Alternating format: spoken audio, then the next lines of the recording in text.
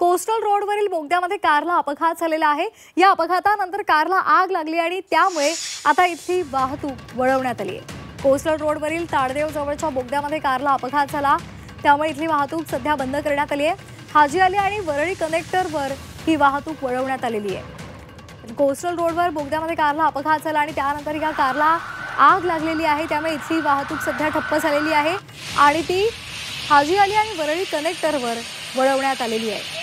ही दृश्य आपण पाहतो। ही आग विझवण्याचा सध्या प्रयत्न केला जातोय। कोस्टल रोडवर बोगद्यामध्ये कारला अपघात झालाय।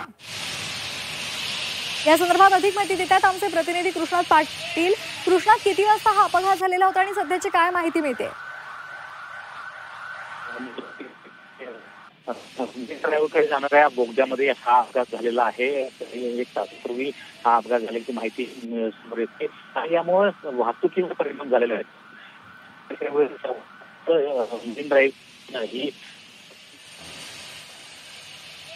आपण ही दृश्य पाहतोय। आग विझवण्याचा सध्या प्रयत्न केला जातोय, त्यासाठी अग्निशमन दलाचे जवान सुद्धा दाखल झालेले आहेत।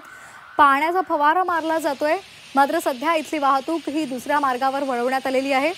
अपघातानंतर कारला भीषण आग लागलेली आहे आणि सध्या तिथली वाहतूक वळवण्यात आली आहे।